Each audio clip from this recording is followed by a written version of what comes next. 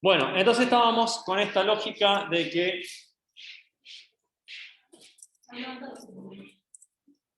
ahí es que se me...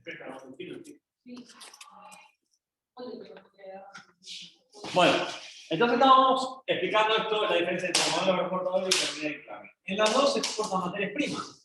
Entonces, ¿cuál es la diferencia? Que en realidad estos exportan múltiples productos.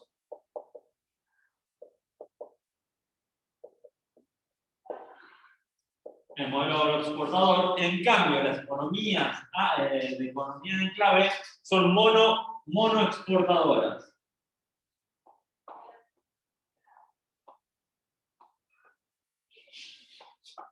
Ejemplo. Cuba exportaba azúcar.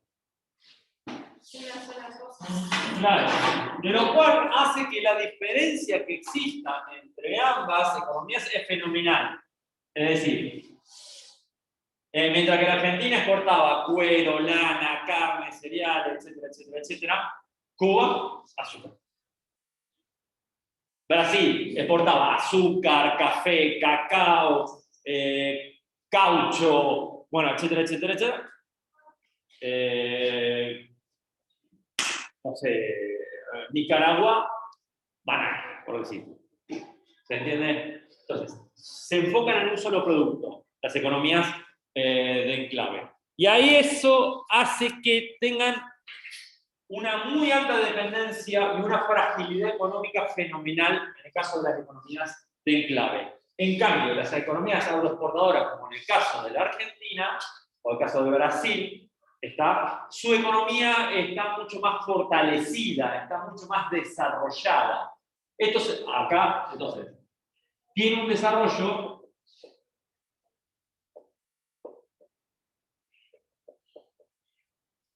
técnico más general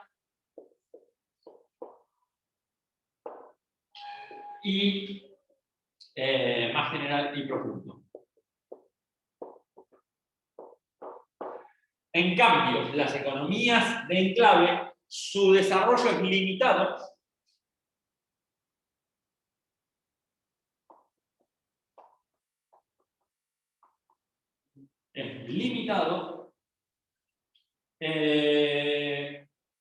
Más que nada al circuito productivo. Es decir,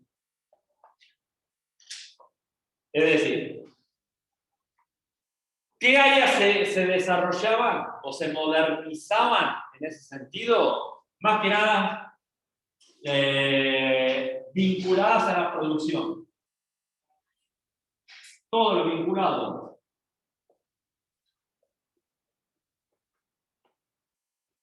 a la producción se modernizaba. Lo que no estaba vinculado quedaba atrasado. Entonces como que se generaban una suerte de corredores, que se les llaman corredores de modernización en esta producción. ¿Me siguen hasta acá? Por eso es que las economías de enclave tenían una modernización y un desarrollo muy limitado. Solamente aquello que se había vinculado a la producción se modernizaba. El resto quedaba, no digo abandonado, pero sí limitado en su progreso.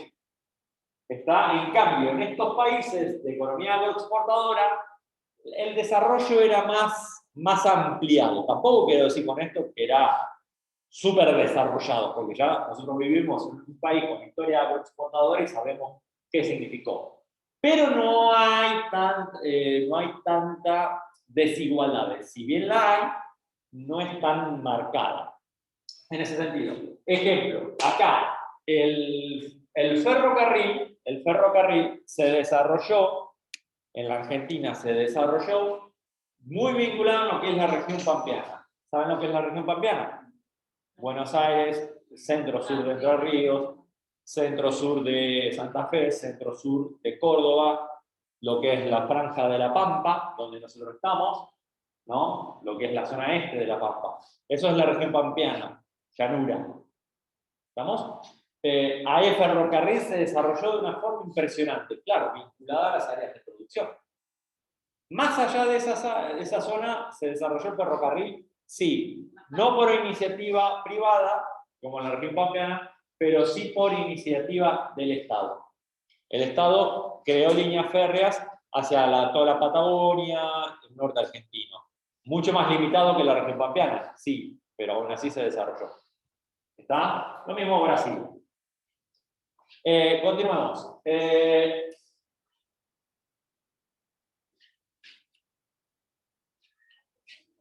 Normalmente las economías de enclave exportaban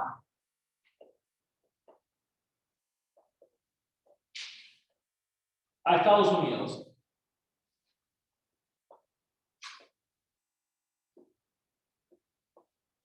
Pero no exclusivamente. Pero no exclusivamente. Hay economías como el caso de México, o hay economías como el caso de Estados Unidos que están muy volcadas hacia la producción, hacia la exportación hacia Estados Unidos, porque era un gran comprador de aquellos zonas. También algunos productos muy puntuales como el caucho en el caso de Brasil, o de algunas frutas, como en el caso de Colombia, también para Estados Unidos. En cambio, hay otros productos que también exportaban a países europeos.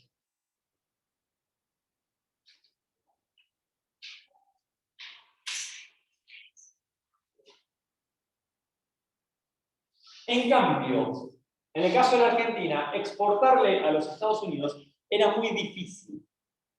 ¿Por qué era muy difícil exportarle a Estados Unidos? No, no es por un problema de transporte, no es un problema técnico. Porque todo va a comprar nada. Va a comprar mucho y. Por exigencia. ¿Por? No sé.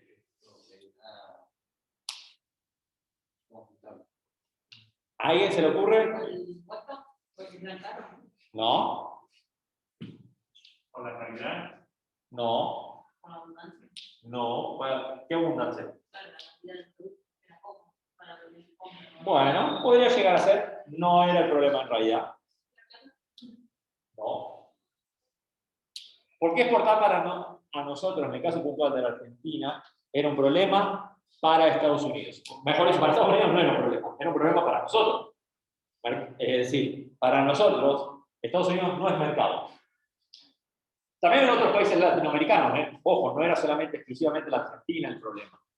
Pero se caracterizaba más que nada con las economías agroexportadoras. No teníamos materia prima. No era el problema ese. Nos estamos olvidando de algo. ¿Qué vendíamos nosotros? Sí, pero no vendíamos el ganado en pie. Lana, vendíamos cuero, vendíamos carne, dependiendo del momento de la historia, pero en general, estoy hablando, vendíamos cereales. Todas producciones que ellos hacían. Y sí. O sea, que no me la compras y no te. A ver, ¿nunca vieron una película de los Cowboys? ¿Qué? Cowboys. ¿Quién es el cowboy? El vaquero. ¿Lo viste? No. No, pues no es una película, hay cientos de películas de cowboy. El cowboy, fíjate que la palabra cow, sí, Monserrat te explicó bien, cosa que yo sé que lo hizo. Cow es vaca en inglés, o vaca, o ganado. Boy, chico, es decir, es el vaquero o justamente el ganadero. El que anda a caballo con sombrero, vete que se enfrenta a los indios, bueno, es el que se le llama el cowboy. En realidad, Estados Unidos tiene una larga tradición de cría de ganado, de cultivo, de cría de ganado ovino, porcino, cultiva algodón, cultiva tabaco. Es decir, ¿qué le querés vender vos a Estados Unidos que no produzca? ¿Qué produce la Argentina o qué produjo la Argentina que le resulta atractivo a los Estados Unidos?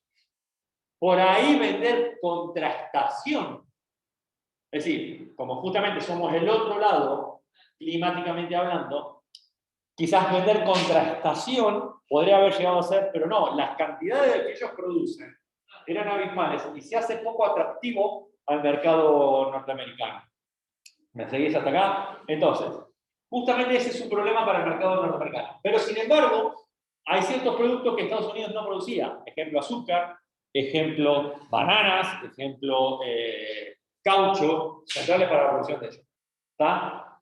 También tienen y van a tener, porque esto es así, van a seguir teniendo, debido a su condición geográfica, una enorme producción de hierro, carbón, mineral y otros minerales más fundamentales, entre ellos también el petróleo, ¿tá? Que hace que tengan autosuficiencia en su producción.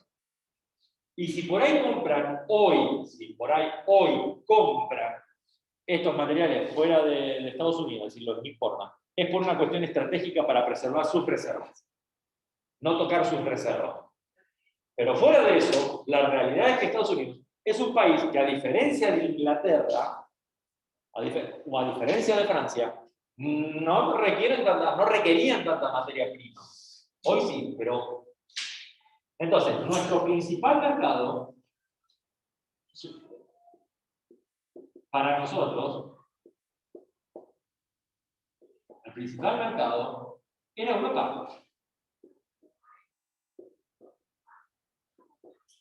Ya, cuando digo Europa, no me refiero a toda Europa, me refiero a los países que estaban viviendo la segunda revolución industrial. ¿Está? Recuerden eso. No estoy diciendo ni España, ni Portugal, ni Grecia, Bulgaria, etcétera, etcétera. Estoy hablando de esos países que yo ya mencioné en su momento. ¿Está? Los países de la segunda revolución industrial. ¿Estamos? ¿Estamos hasta acá? Bien. Estos, obviamente, requirieron, para poner en marcha la economía, tanto los países agroexportadores como la economía de enclave, requirieron, ¿no?, de capitales para armar la infraestructura. Y acá es algo que va en común. Necesitaron de capitales. Y acá ya estoy hablando de la consigna número 4, si no me equivoco.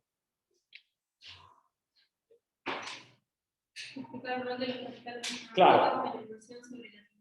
Claro, si no hubiera sido por estos capitales europeos, no los dos, europeos y norteamericanos, que obviamente acá sí por ahí debería diferenciarlo.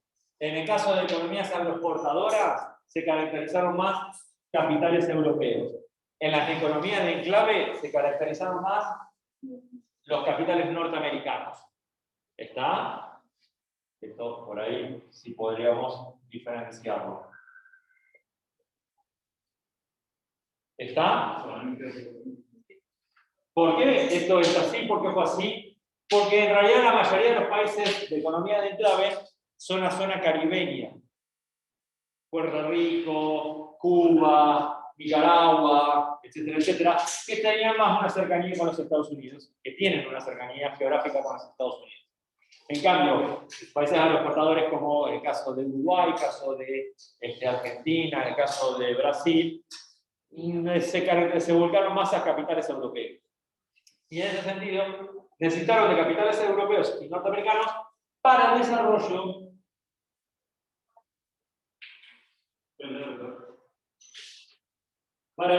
de qué? De una infraestructura. ¿Está?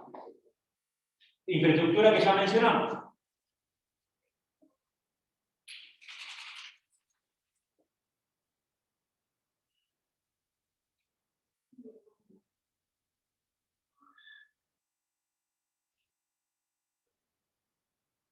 ¿Estamos? Puertos, puentes, caminos, trenes, etcétera, etcétera, etcétera, que eso ya lo hablamos. Entonces, estos capitales extranjeros llegaron al país, a los diferentes países latinoamericanos, con la finalidad de modernizar la economía y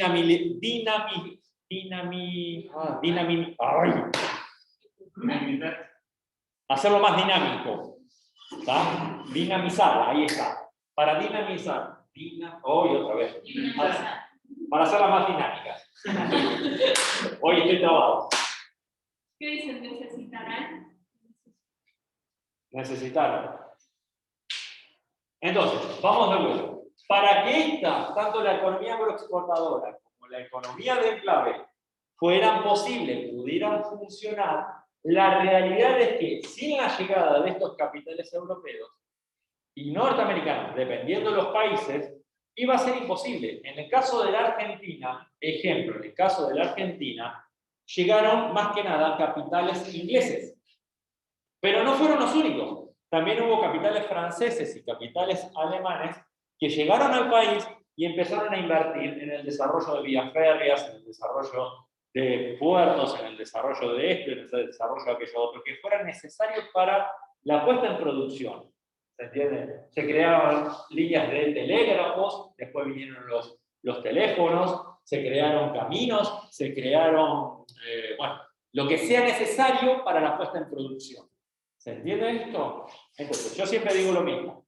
Vos tenés la producción acá, en el punto A, lo tenés que llevar al punto B. Y a veces son muchos kilómetros para recorrer. ¿Se entiende? Entonces, capaz que 300 kilómetros, 500 kilómetros. Ese es el problema cuando vos estás en zonas de dimensiones tan grandes como la de Argentina. Entonces, la pregunta es la siguiente: ¿cómo se hace para hacer el transporte? Necesariamente, obligadamente, necesitamos un medio de transporte rápido, que transporte en grandes volúmenes y que sea barato. Obviamente el ferrocarril, en ese sentido. Y obviamente que el ferrocarril no es una inversión barata, no es una inversión tan fácil, porque construir las líneas férreas, construir las estaciones de pasajeros, de carga, etc. Construir todo lo que se requería, talleres, todo el mantenimiento, porque bueno, obviamente esas máquinas se rompen, etcétera, etcétera. Traer personal especializado, entrenar personal nuevo, todo eso hizo que la puesta en práctica necesitó de dinero, de capitales. Y ese capital lo aportó. En el caso de la Argentina, se caracterizó más que nada por capitales ingleses. Pero no fueron los únicos. En el caso de Brasil fueron más capitales franceses, ¿tá? Y en el caso, por ejemplo, en Cuba, fueron más capitales norteamericanos. Bueno, entonces, dependiendo del país, va a ser quien más puso el acento de estos capitales extranjeros. ¿Estamos hasta acá? Perdón, Daniel. Sí. Sí, como ¿Hasta acá se entendió? Y acá justamente lo que yo quería decir. Acá, y esta llegada de capitales europeos, llegó en base a dos cosas. Esta llegada de capitales. ¿Con la revolución? No. A través de dos formas. Uno fue créditos, que es fácil de entender. ¿El crédito qué sería? La presta. Claro, plata que te presta y que en última instancia vos tenés que devolverlo con un interés. Devolver la plata que te dieron más un interés. Se acaba la historia. Y la otra, que esta sí en realidad fue la más usada, fueron a través de empréstamos. era como un préstamo, ¿no? Es exactamente igual, es un préstamo. La diferencia, ¿dónde está? Es que acá el Estado se hace cargo, se hace responsable por ese crédito. Y normalmente acá es donde entraban las famosas negociaciones. A ver, dependiendo del país, iba a ser el tipo de negociación del crédito.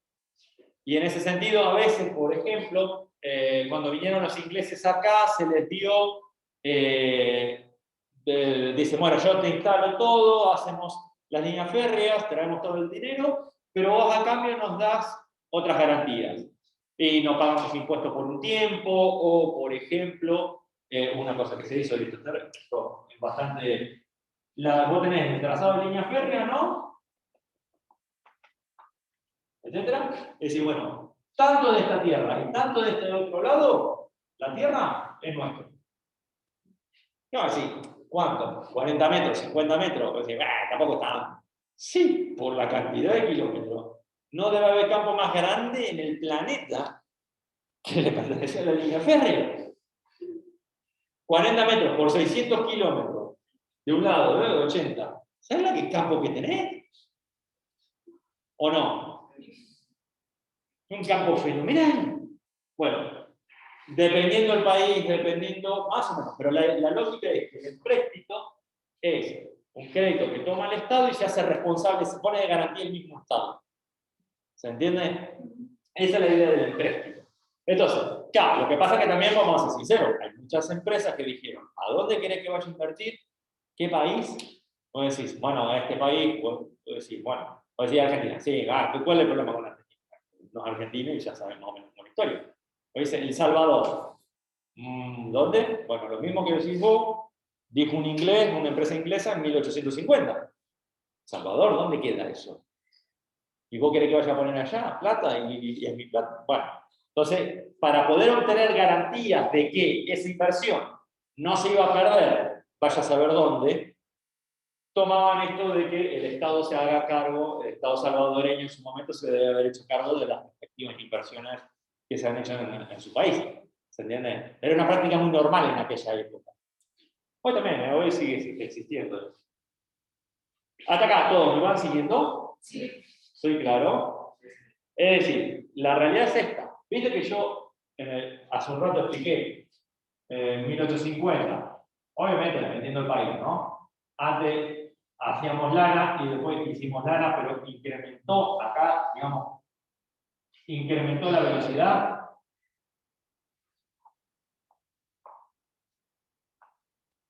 ¿Se entiende esto? Incrementó la velocidad, bueno, tiene que ver justamente con esto.